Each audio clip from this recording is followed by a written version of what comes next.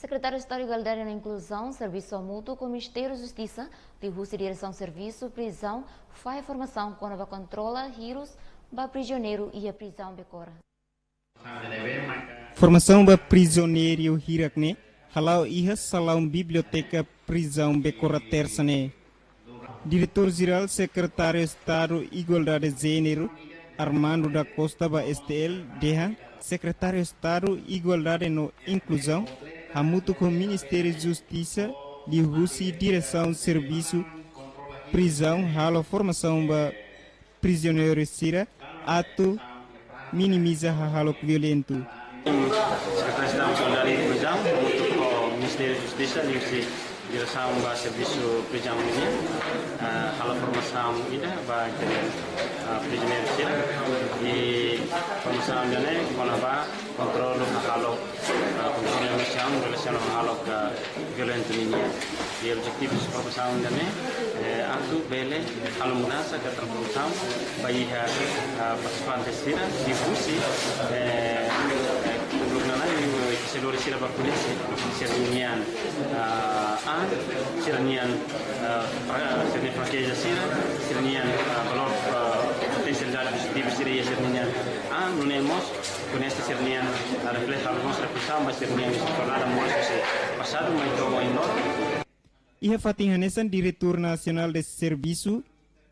Prisionais e Social, Amilcar Seixas, Dehan objetivo ba formação ne Hanesan parte ida atufo hanoimba prisioneiro sira durante iha prisão laran.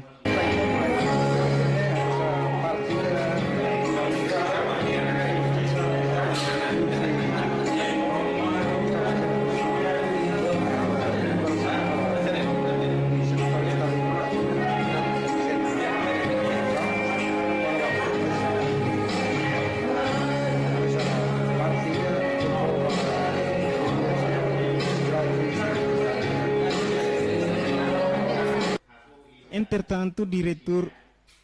prisão Becora, João Domingos Dehan, to agora prisão cidade interna, problema ruma, no lao hakmatek hanesam bye-bye.